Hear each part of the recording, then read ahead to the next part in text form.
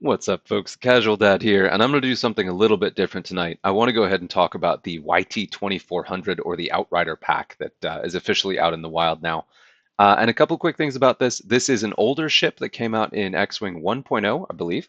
Yes, came out in 1.0, and then was converted over to 2.0 with the X-Wing on launch conversion pack for Rebels. And then now has just been re-released this month. I think the pre-orders are just arriving this week, or just this past week. And it is again the YT-2400 Freighter expansion pack, made famous by the old Shadows of the Empire Nintendo 64 game back in the day, which I have never played, and I'm still very, very familiar with these characters because they've been so popular for so long.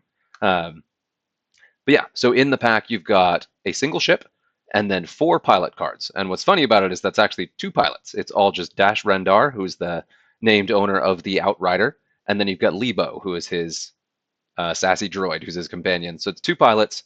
There are a total of, I believe, 6 pilot cards, though. Yes. So there are 2 standardized loadouts, and that's what you're seeing now. And there's a copy of each standardized loadout for Rebels and then for Scum. So there's 4 total standardized loadouts that are just 2 copies of the same 2 pilots.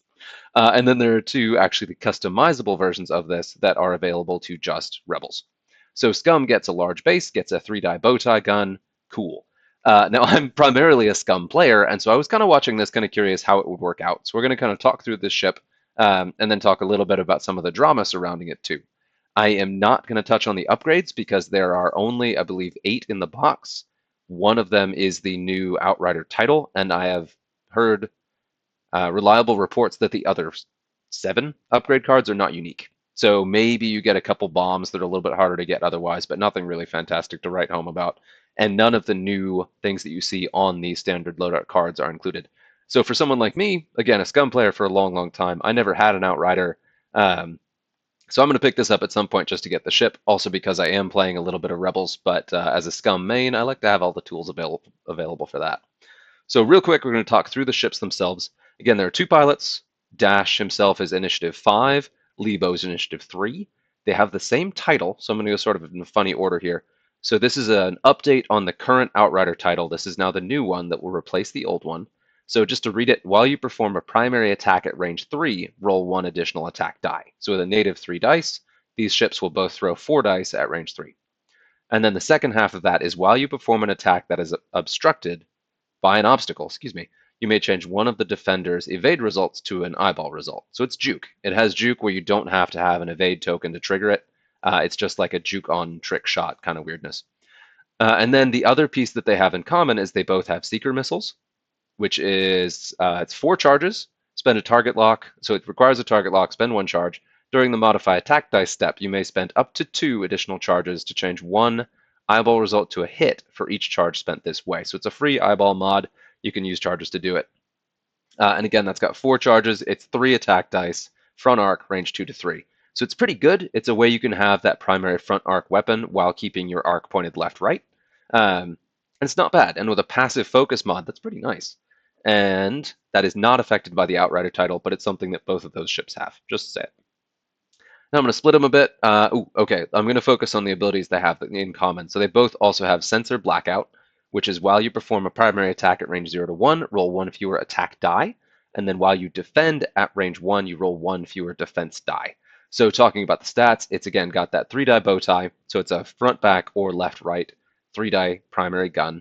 At range 0 to 1, it will only, or excuse me, at range 1, it's still going to be back up. At range 1 to 2, it's going to be 3 dice. At range 0, it's only going to throw through 2 dice. So if you block this thing, it's a lot less scary. The other half of that is while you defend, at range 1, roll 1 fewer defense die. Natively, this has 2 green dice, which is really good for a chassis like this. The Falcon equivalents all have 1, so it's kind of cool to have a ship that has 2, but it then becomes your plain old-fashioned everyday Falcon if you get it at range 0. So this thing is pretty vulnerable to getting up close and personal, but it's easy to overstate that because it's as vulnerable as most Falcons are at that range. Now, if I'm understanding the stats correctly, it's a little bit squishier. It's got 6 hull and 4 shields for 10 total health, which is still pretty darn good, especially backed up on 2 evade. And we're going to look at the dial in a minute, but just to talk through the other abilities. So far we talked about the abilities they have in common, talking about Lebo first because he's the slower of the 2 pilots. His pilot ability is at the end of the engagement phase, you may spend a calculate token, excuse me. You may spend a calculate token to acquire a lock on an enemy ship at range 2 to 3. And now Lebo also has the ability efficient processing, so after he performs a calculate action, he gains an additional calculate token. So the same as all those IG droids back in the day, gets 2 calculate tokens every time he spends a thing or does a calculate action, which is handy. He has a white calculate action, no links off it though. Um, Ooh, interesting. So he also has a different action bar than Dash too. So that action bar on Lebo is calculate, which will give you 2 calculate tokens, lock, 2 red rotate, and then red barrel roll, and then a white rotate. So they have the red barrel roll, which is also kind of a cool thing on something this big. And then, of course, they have the white rotate. And now that is all of Lebo's pieces. Before I kind of talk about a breakdown of these, let's talk about Dash. So Dash's pilot ability is after you gain a red token as a result of moving through or overlapping an obstacle, you may transfer that red token to a friendly ship at range 0 to 1. So you think about some of the nasty stuff that you could get from chaff clouds or debris where you get that stress. There are a couple different obstacles that'll give you red tokens, and being able to just pass that off is nice. I don't see myself using that very often, but in a pinch, if you clip a rock, sure, why not? He also has the additional rule Mercenary. After another friendly ship at range 0 to 2 is destroyed, before it is removed from the play area, transfer one of its green tokens to yourself. So that's handy. So if some of your ships are getting taken down, he has the advantage to grab a passive mod, or grab an active mod for himself from another ship. I mean, that'll be gravy when it triggers, but I don't see it being something you really want to play around. Um, and then the final upgrade that Dash has that is unique is Lebo. After you repair a damage card, you may perform an action on your action bar, which is great because this large ships end up with a bunch of crits, a bunch of nasty damage cards. Even on something like this that has so many shields and not that much hull, um, that's really nice to be able to repair damage cards and then not lose your action in doing so. So that's cool. So let's just recap real quick what this thing does. It's got a missile for a forward arc attack. It's got a 3-die bow tie. At range 3, it will throw 4 dice. If that range 3 shot is through an obstacle, actually if any attack is performed through an obstacle, it gets a free juke. So that also, I wanted to make sure to highlight that that's range independent. So if you shoot through a rock at range 1, you won't get the bonus die, but you will get that juke effect. So that actually has a much bigger bubble, which is kind of nice. The other thing, again, is that at range 1 to 2, it only throws that 3 dice. So it's pretty much indistinguishable for this thing, whether it's firing at range 2 or 1 or 2. And then at range 0, instead of rolling 3 dice, it rolls 2. So, and then it rolls 1 evade die as opposed to the usual 2 green. Also, just to recap on the initiative values, you've got I3 on Lebo and you've got I5 on Dash. Now, jumping a little bit to the drama, we'll talk about builds and some stuff we can do with these things. They did release the points, I believe, yesterday. And in those points, all of these ships are 7 points, except the Rebel copy of Lebo, the I3, is 6 points, where all of the others are 7. Now, that's the custom build or the standardized loadout, both are 7. And just looking at this thing, I've got this pulled up here. I've got the stats again. I've got the action bar here. I've got the initiative. This is actually incorrect. It does not show that linked action for that lock to red rotate. And that is Lebo. So that is on there. But anyway, we've also got the dial here. I see that dial and it absolutely sings to me. The ship that I really, really miss is the Lancer. My favorite thing about the Lancer is its 3 hard turns are blue, which is so much fun to have this thing just blitzing around the table. And on this guy, having that white hard turn is still pretty darn good. They still don't like being stressed, but they're not going to stress themselves in the dial except with that 4K. And also being a large ship that has a longer K turn, obviously it's not a 5, but a 4K is still good, and it's only this one red maneuver. So it's somewhat predictable, which is an issue, but it is fast. And it does have a decent suite of options for clearing stress with those blues. It's a bummer not to have any blue hards whatsoever, but I mean, I get it. The dial couldn't be too good. Looking at the upgrade slots. Let's see. This has Lebo officially listed as having a talent, missile, double illicit, mod, and title would be the new Outrider. And then Dash has talent, missile, crew, double illicit, mod, and title. So slightly different. You can tweak those a bit. That's only going to be for Rebels. I haven't seen a lot of people talking about how they would build them. That's something I could play with later. But again, being a Scum main, I'm not going to talk about that too much. Just looking at that double illicit, that does give you quite a few options. And now to focus on the Scum thing. So people are upset, understandably. Scum is in a spot where people are very, very negative about it. I personally feel like that's a little bit overblown, but I do understand it's struggling to compete in the competitive tournament meta, and I totally understand that. I myself have gone to a tournament with Scum, with Boba Fett no less, and it was definitely an uphill climb. And so getting another 7 cost ship was a bit of a slap in the face, but getting another 6 cost ship would have been a bit of a slap in the face too. And I can see how this would be a pretty scary ship to put at 6 points. And I wanted to real quick break down. Now, AMG has not released reasoning for why the cost is different. It would be really nice if they did, but just kind of thinking through it, I wanted to do sort of that mental exercise of why would this ship cost more? Why would Lebo cost more for Rebels than for Scum? And there are a couple different things to think about. So we've talked about this a bit. I will say the Gold Squadron podcast Scum Discord channel has been pretty negative. And again, understandably. But at the same time, this isn't dead on arrival. It's still a good piece. We were all just hoping it would be like the savior of the faction. Woo! But anyway, so just thinking about it, some things that Scum does really, really well that Rebels don't. Some of the big things, so people are sort of poo-pooing that juke effect, where if you shoot through a rock, you have an automatic switch and evade to a focus. That's really good. You get a basically free juke on this thing all the time. And one thing that Scum is particularly good at is uh, carrying extra obstacles because you've got your debris clouds, or yeah, your debris clouds from rig cargo chute, and then you also have the best selection of electro chaff missile carriers in the game. Scum can really load up the board with electro chaff because um, every fire spray can take electro chaff and has the loadout to do it and still take other stuff. Arlee's, the 3-point Y-Wing can carry chaff, and then CAD in the Rogue class can carry chaff, as well as the more expensive Y-Wings, of course, and then some of the other options out there. But all told, Scum has a lot of carriers of chaff, and they're cheap. And one of the other things about chaff is it also strips tokens. So you can add an obstacle, strip a token, and then also get that juke effect. So it's nothing to sneeze at. That's one piece. Another one is that Scum has pretty easy access to jam, especially with the amount of false transponder codes they can take. And AMG, with the last update they did, has been really careful about false transponder codes because it was kind of warping the game a little bit, just stripping tokens really aggressively. So FTC, FTC is fairly expensive now, but it's still a really powerful upgrade, and it's definitely going to make a difference on the game still. So in the design space, when you're balancing, that's something you have to keep in mind. Next up, Scum also is very, very good at stripping tokens.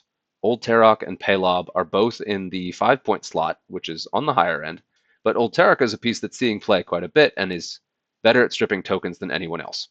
And that token stripping is really key because that juke effect, of course, will change an evade to an eyeball. But if they have an eyeball mod, then they can still spend, so they could spend a focus or a force to fix that. Now, if you're removing their tokens, they can't use their tokens to mod that. If they have force, of course, they still can, but in that, Scum also has a scary piece. You do not see it flown, although people should really play around with it, just saying. But Tapusk, the HWK pilot, has the option to have opponents not recharge charges, including force charges.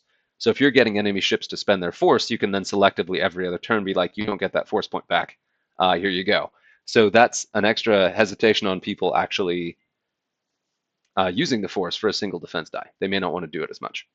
Another piece too is Gamut Key. Gamut Key crew or pilot can have a ship keep tokens from a following turn. And with Lebo, he's got the ability to acquire free locks if he keeps calculate tokens, and being able to um, just to talk through it, with Gamut on the table, he could end a turn with 4 calculate tokens. So he could use 3 mods and still get a free lock in that same turn, just with Gamut. Now, again, to back out of it here, I am not necessarily agreeing with AMG's choice that Lebo is more expensive in Scum than in Rebels, but I am looking at ways where it could be an intentional, reasonable design space choice, where these are the reasons why they did it. I get it. Um, Another thing too is why Scum didn't get the custom build, and my first thought was Trickshot, Kira, Forlom crew. You could make this thing into an absolute monster, throwing 5 dice, disallowing tokens to be spent, and gaining the offensive advantages of the obstacle without giving that advantage to the defender. So Forlom says during this attack, you may gain 2 ion tokens, and if you do, the defender cannot spend the type of green token that you name. So you can ignore reinforce, you can ignore focus, you can ignore calculate, you can just ignore those tokens. Just say, no, you can't use that. May not work on reinforce. I'd have to reread the card. But long story short, it's a way where you can just be like, no, you don't get that. In addition to throwing the extra die and then ignoring the defensive benefit of the rock, that is a devastating haymaker that is reusable because none of those cards have charges. All of those are things that could make it a little bit scary. That said, I thought of that particular combo before I realized that Lebo doesn't have a crew slot, at least according to this. So some of that you don't have to worry about. So he doesn't have a crew slot at all, let alone 2. But it's still, the other things do still apply to why Lebo would be potentially more of an issue in Scum than he would be with Rebels. So I just wanted to go ahead and talk through that and talk a little bit about the ship itself. I'm pretty excited to try it. I'm going to put it on TTS before I buy the thing. I'm going to buy it eventually, but I'm not in a hurry to go out and buy it right away just yet. But wanted to talk through it, partly thinking out loud, but also partly just kind of wanting to lay out the conversations we've been having in the Discord and the things that I'd come up with for, what the ship does, what it is. But yeah, I am pretty pumped to have a large base ship that's fast that can throw 4 dice at range 3. That is great. So it's just a reusable proton torpedo with a juke effect. So it's being poo-pooed a bit now, but it seems scary. And as I was saying that, I forgot of one last thing. Almost done. If you're still with me here, thank you. You're heroic. One other piece that Scum has unique access to is Hondo Pilot. He hasn't seen a lot of play, but just to restate it, Hondo Pilot is a fire spray, and his ability reads that, and it's a very confusing ability. We're probably not going to go all the way through it, but where are you, buddy? There he is. So, long story short, what this allows you to do is pick 2 ships. So one is on your team, one is on the, no, they're friendly to each other. No, not friendly. Yeah. So you pick one friendly ship and one enemy ship. Each ship gets to perform an action on Hondo's action bar. So that is the fire spray action bar, which you see right here. It's got focus, it's got target lock, it's got boost, and it has reinforce. And if you have upgrade cards on Hondo that add extra options here, like I personally really like putting the Mandalorian on there so you get a white reinforce, we are now offering the Outrider boost and or reinforce every turn. And if you do a mix there, you can reinforce it, Gamut Pilot, keep that reinforce until the following turn, and then it could boost either then or after that. So it does open up some pretty insane combinations that no other faction can do. I don't think there's any other faction that in the game that can offer Lebo or offer the Outrider period a boost. So that is a big bump. And again, it's one of those things where like it's easy for players to go like, oh, no one's doing that because it's stupid and bad. It's not bad. It's pretty powerful. Maybe it's a gimmick that doesn't work, but we don't honestly know that until someone does it, and who knows. But from a design perspective, you want to be careful of things like that in case they become oppressive down the road. So that's another reason why Scum could potentially get more value out of the Outrider than Rebels does. At the end of the day, let's look at this thing. It's a new ship. How do we break the game with it? And I don't mean literally break the game. I'm hoping make it a competitive, useful piece that's fun to fly and add some extra spice to the game, but fits in a way that the designers intended. Which it does feel like there was an intentional design choice behind this. But we sort of have to feel out and see what it is. I do also want to make sure to highlight that AMG's talked a lot about their runway. So if we're getting the Outrider now, that means it was originally designed almost 3 years ago, which is why the expansion pack is so basic. It's why the ship itself feels a little bit strange, but it is, I personally am somewhat impressed that a ship designed 3 years ago seems to fit into the game in sort of a seamless way. Like you look at this thing, it does not appear game breaking in any way. So that's something to keep in mind. But yeah, we'll see where it goes. If you have any builds, if you want to just flame me for saying a bunch of stupid stuff, whatever, leave your comments. And if you want to talk about a different ship, holler anytime. Happy to talk about it. I do want to do a little bit more X-Wing content, so if you have any suggestions, let me know. Thank you very much. Until next time.